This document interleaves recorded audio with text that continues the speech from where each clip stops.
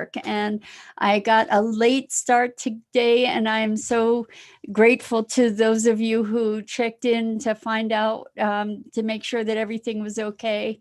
I apologize for that. I had a call that was from the tax department of Pennsylvania. So I had to take it and just sort of sort things out. Good morning, Irma. I'm so sorry that I'm late, and I hope you'll forgive me, but you don't mess with the government, right? And taxes especially. So had to get that straightened out. In any case, today's topic is daring to dream. And I'm excited to talk about this with you, just because we need to live our dreams now more than ever, and it can be a scary prospect for so many people, because your dreams might mean that you get to change how you're living. So we get to explore it. But before we do, let's just take a minute or two to get present. Let's take a deep breath in through your nose and hold it. And imagine clean, crisp oxygen flooding your cells, your lungs and your bloodstream, and nourishing your cells and your organs and filling you up with life energy. And as you exhale any stress or tension. And now let's take another deep breath in through your nose. Hold it, and this time imagine brilliant, bright, beautiful light coursing through you and into all of your molecules and electrons, and electrifying and energizing you and every part of you, connecting you with the world beyond. And as you exhale any tension and any stress. And now let's just gently press our palms together, softly, softly, softly. Rub your fingers against your palms and feel how delicious that is, and bring yourselves present right here, right now.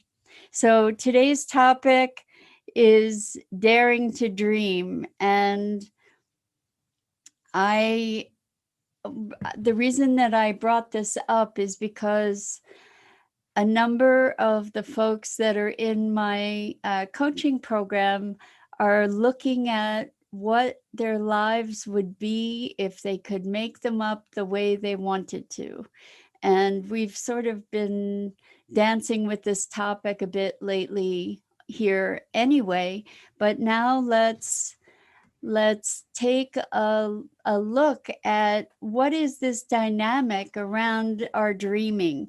I'm just responding to a couple people who had reached out about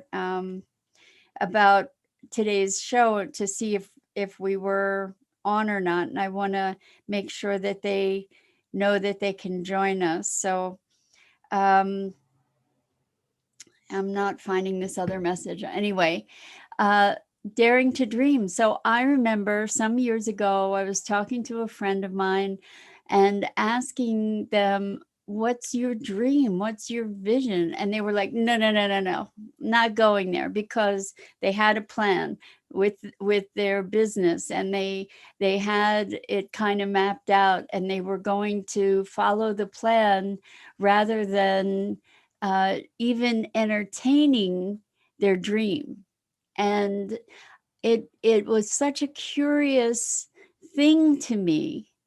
Hello, Andrea. Welcome. I'm glad you're here to join us. We're talking about daring to dream today. And so with this friend of mine who was really just refusing to consider her dreams, I was so taken aback, and it made me think about what in the world what could be going on for somebody when they would not even dare to entertain what their dreams might be.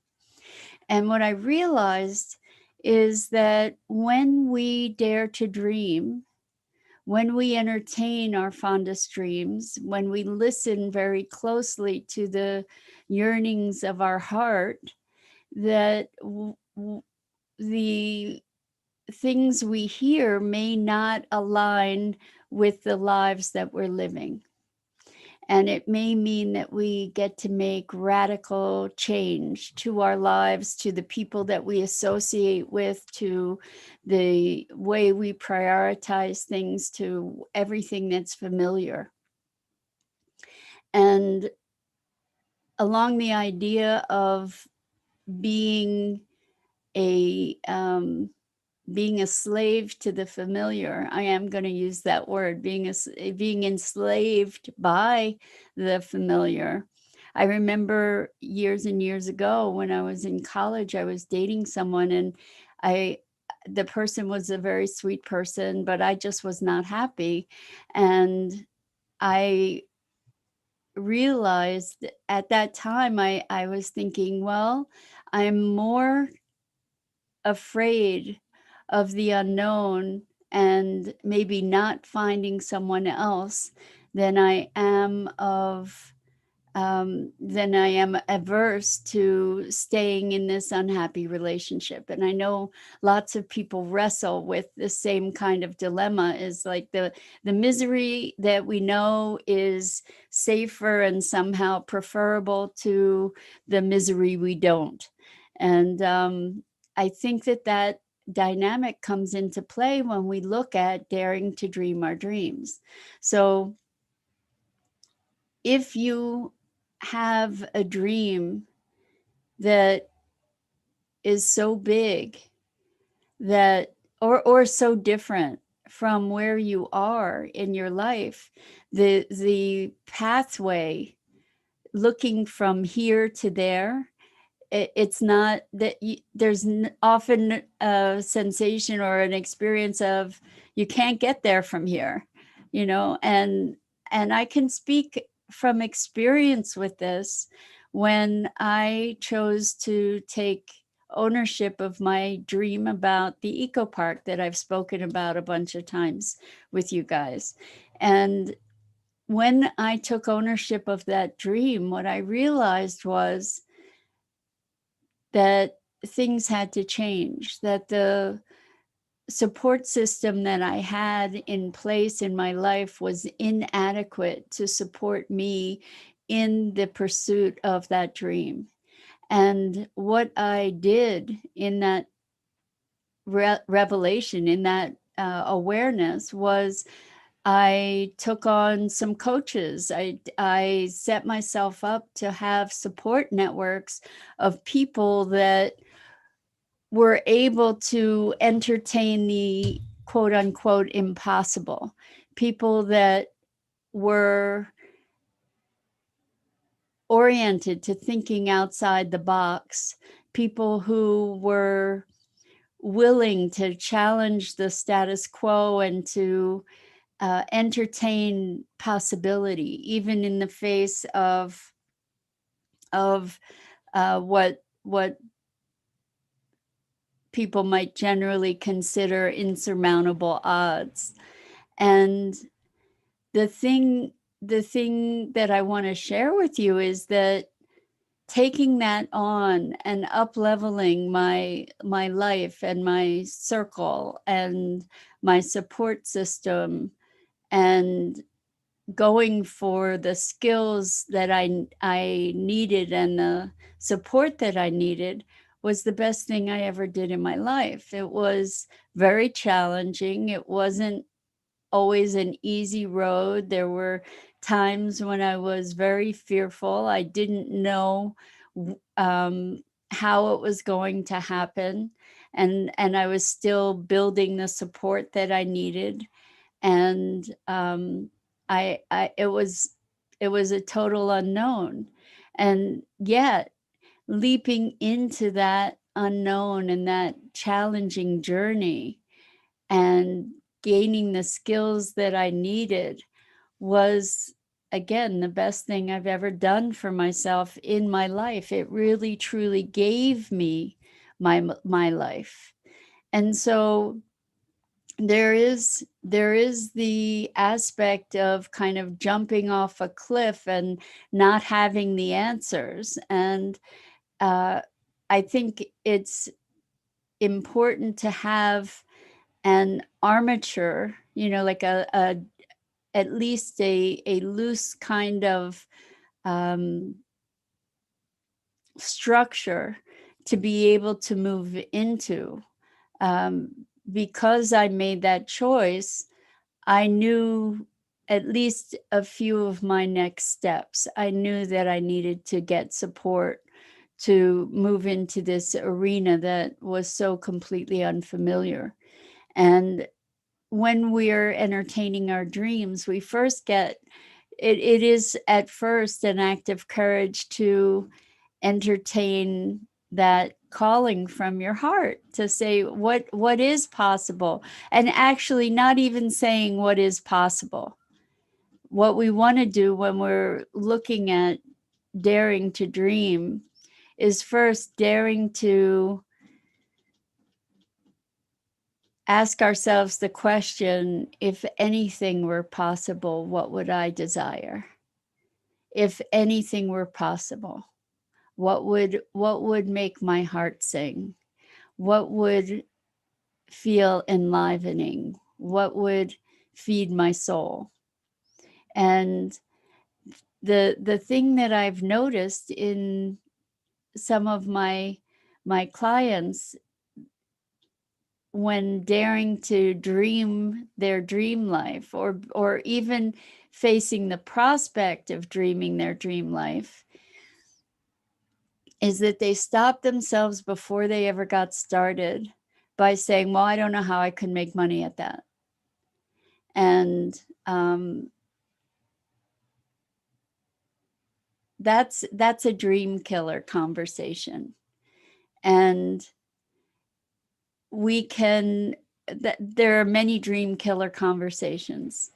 And this is why it's important to be alert to who you share your dreams with, because there are many people that, although not meaning to be destructive, maybe they're wanting you to be realistic, and that's got big air quotes around it.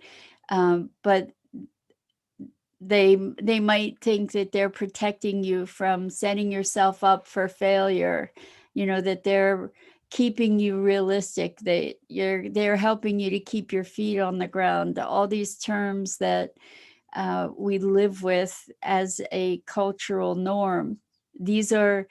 We've talked about assertiveness this week, and how assertiveness has often a negative cultural connotation, and that negative cultural connotation is something that helps to keep us in line and keep us quiet and keep us complacent almost. You don't want to rock the boat. Well, dreaming your dreams is a radical act. It's a revolutionary act to dream your dreams, and then an even more revolutionary act to act upon your dreams. And I'll say evolutionary act instead of even revolutionary act, because as we all have the courage and cultivate the courage to dream our dreams and bring them into fruition and follow our dreams, then we will evolve as a culture, and we will reinvent not only ourselves, but the world that we live in. And I recognize that it can be threatening to people to dream your dreams, and also it can be threatening to people to see others dream their dreams. And this is another reason why you want to be alert to who you share your dreams with, because if you're dreaming your dream and you're bringing your dream into fruition, some people will feel very threatened by that and try to squash those dreams, because if you succeed in dreaming your dreams, then what does that mean for them? If they're unwilling to dream their dreams. So it's an unfortunate dynamic that is often at play, but people will try to keep other people down because it threatens the social dynamic that you're engaged with people. And what I noticed when I moved into my vision is that for a while, my relationships really shifted. It seemed as if they fell away for a bit. Good morning, Julie. Welcome. We're glad to have you here. And welcome to everybody else who's here. I apologize again for having a late start. I had an important phone call, but at least some of the regulars are here, and I'm thrilled to be here with you. So anyway, the first step to dreaming your dreams is listening to the call of your soul, the voice of your heart, that deep yearning inside. And sometimes the way that it shows up is not as a deep yearning, but as a deep despair. And if you're feeling a deep despair, that's an indicator that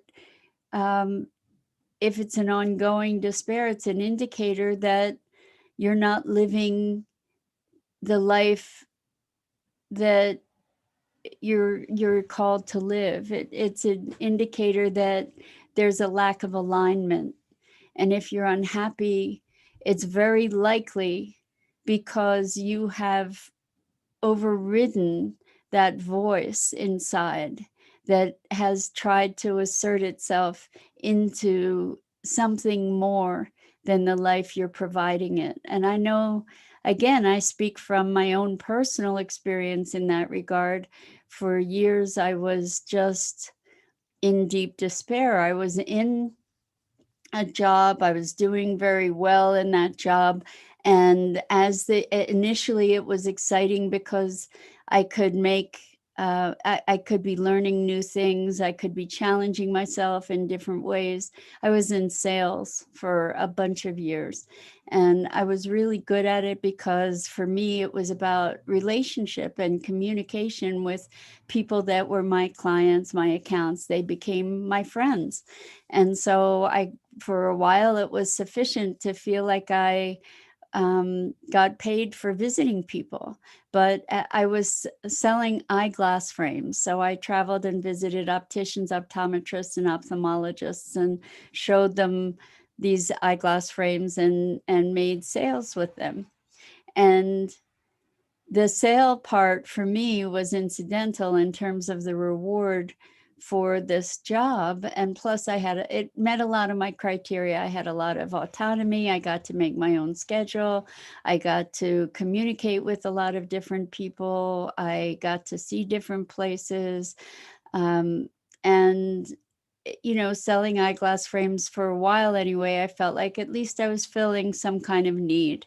For me, however, ultimately, as the sales criteria or the requirements of my job in terms of meeting certain quotas became more challenging and really kind of took whatever joy there was for me out of the job. It wasn't enough. I didn't feel that for me it was meaningful enough. I couldn't source enough meaning in that for myself to satisfy my soul. And that voice within me of despair just got greater and greater and greater till the point where I just felt like I just didn't want to be here. I just felt like I was trapped in something that was so not aligned with the my sense of meaning and purpose. And so one of the ways that we can be goaded to entertain our dreams or to start seeking our dreams is through that deep despair. To recognize, hey, the way I'm living is not in alignment with who I am or who I desire to be or dream of being. And so when experiencing that sense of despair, what we get to do and hopefully we can do it without having to get to that point of despair. Although sometimes, in order to make the radical changes that we're called to make, we have to be extremely uncomfortable so that we say, you know what, this is unbearable. I have to make a change. It would be nice if we could take the hint earlier, if we could move from inspiration rather than desperation, but we get what we need, right? If we need that desperation to catapult us into a new direction, well, whatever works, right? So the dreams, I just believe that we all came here for a purpose, that we all came here with a unique song, with a unique purpose, with a unique expression, and our finding our joy in that expression is fulfillment. That gives us the fulfillment that we yearn for. And so Christina says, good morning, waiting in a virtual waiting room for a video appointment with my doc. Keep dreaming. And Christina, may health be with you. May all be well in your virtual appointment. So yes, this is about not just dreaming, but but in order to fulfill our dreams, we first have to entertain them, right? And so there are hurdles that we get to overcome, even just to dream our dreams, because realize that if we lose that tiger, that passion that is the part of us that is allowing ourselves to dream, then there becomes a greater and greater demand that we do something to fulfill those dreams, not just like someday, one day, because life will be frittered away on the way to someday, one day. We get to recognize our dream and then take a step into it, take some ownership of it as a mission, as a purpose, as something to live into. And it doesn't have to be, okay, I'm going to quit my job today and go follow my dream, although maybe that is what it looks like. But we get to look at, what is my heart calling for? And it's not just one answer.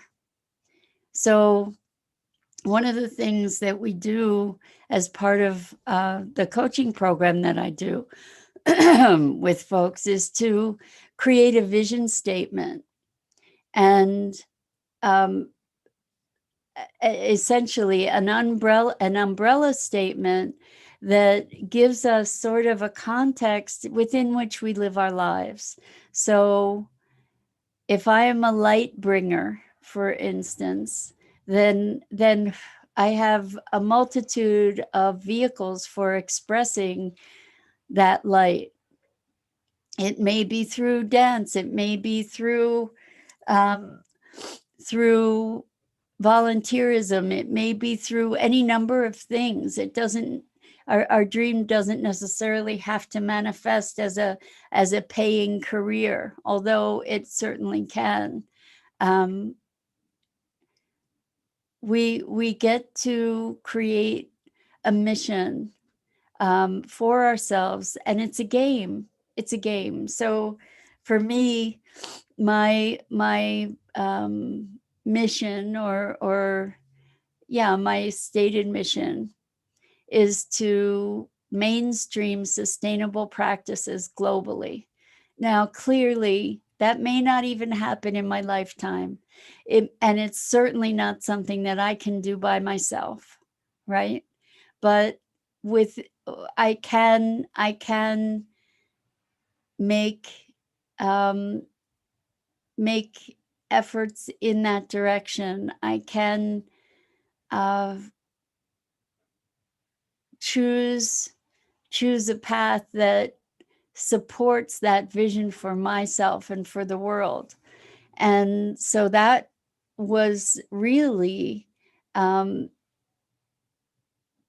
eco park idea kind of grows out of this notion of saving the world, right? Like, how do we get people to do what we need to do to preserve life on this planet as we know it, in terms of a livable climate?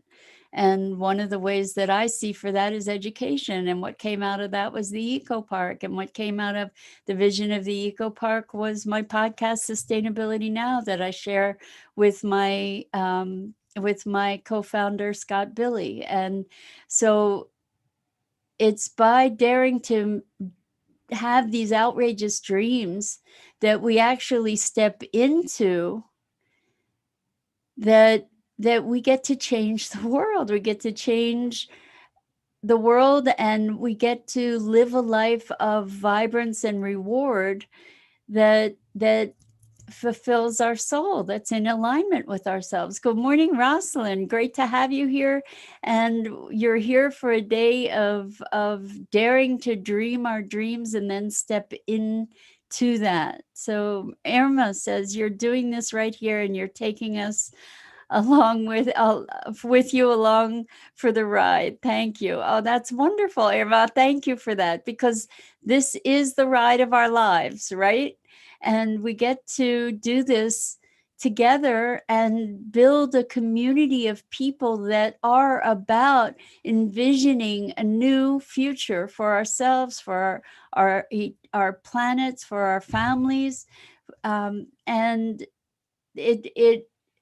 it means stepping out of the drone of day-to-day conversation and noise and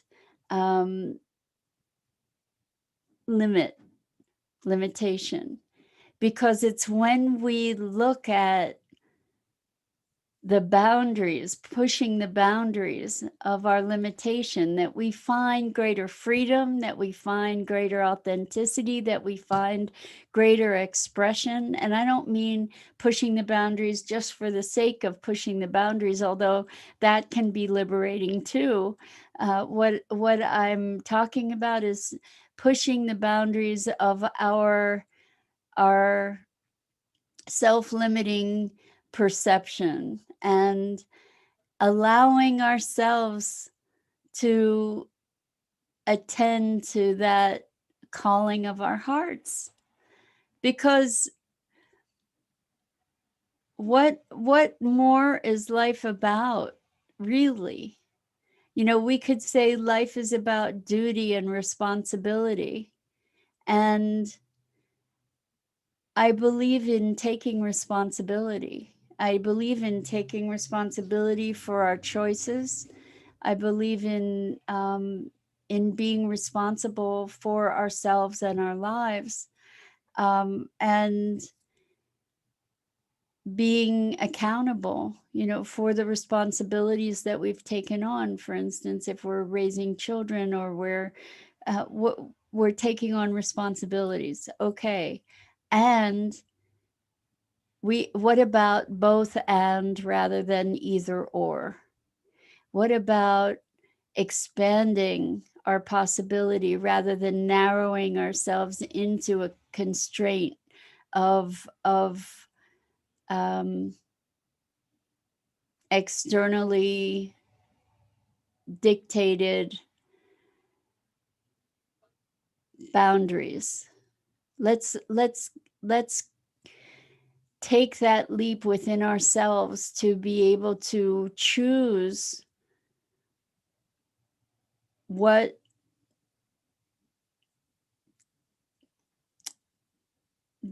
how we're going to live this treasured life. And what if we did receive it as we've talked about this, as a sacred pilgrimage rather than a burden and sentence. And when we make that shift, we can perhaps allow ourselves the freedom to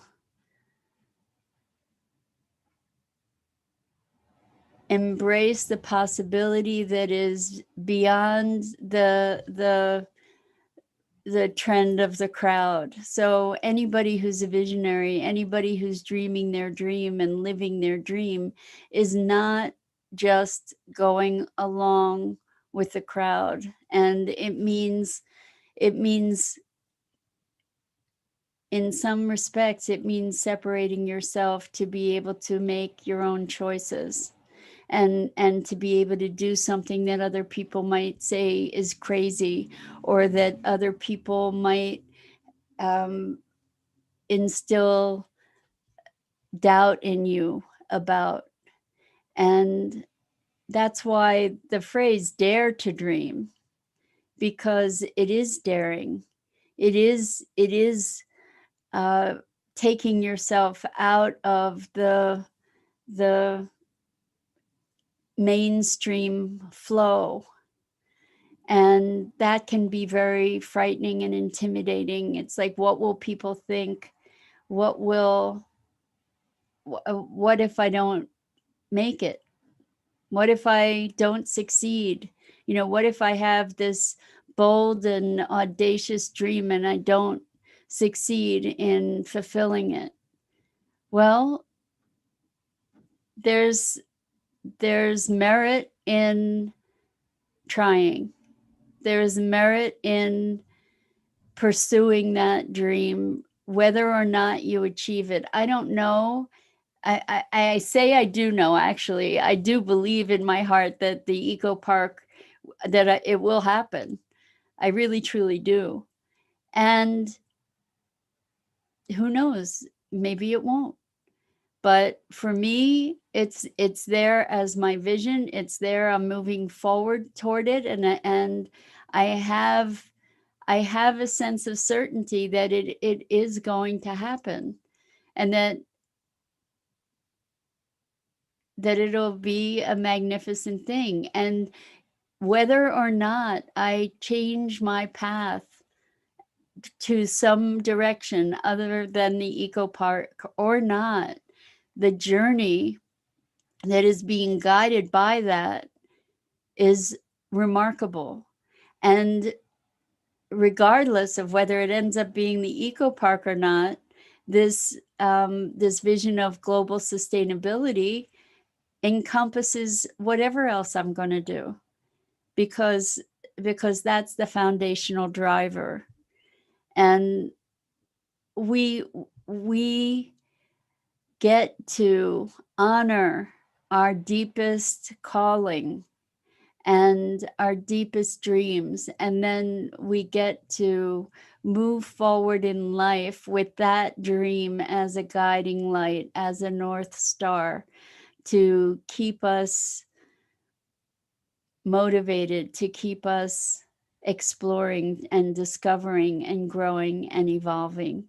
So daring to dream is you allowing yourself to be here to fulfill what you came here to do and who you came here to be. So nourish that part of yourself that is willing to think outside the box, and give that part of yourself reverence and appreciation, because that is the kernel of vitality within you expressing itself. And when you give it voice in the world, there's no greater fulfillment. So that is guiding you into your highest alignment. And so I wish that for you. I wish for you the strength and courage and adventure of exploring your greatest dreams, and then looking at ways to that reality can align, reality in air quotes, can align with you, and the universe align with you to support you in the fulfillment of those dreams. And that's the greatest wish that I have for anyone, is that they have the courage to allow themselves to embark on this really magical, gifted journey. And so with that, I'm going to call it a day with you, and just say thank you so much for being here with me, and for being willing to go deeper and to ask the tough questions that can open your life up into greater vistas. And I'm Mira Rubin. This is the Core Connection, and I go live on the Enlightened World Network at 9 a.m. Eastern every day, even though today was a little bit of an exception. And I invite you to check out the other wonderful programming on Enlightened World Network on their Facebook page. People doing all kinds of meditation and spiritual awareness and teaching. And Rosalind, you're so welcome. I am so grateful to you all for being here with me. And until next time, dream those dreams and let your heart sing. And you will light up the world by sharing your light.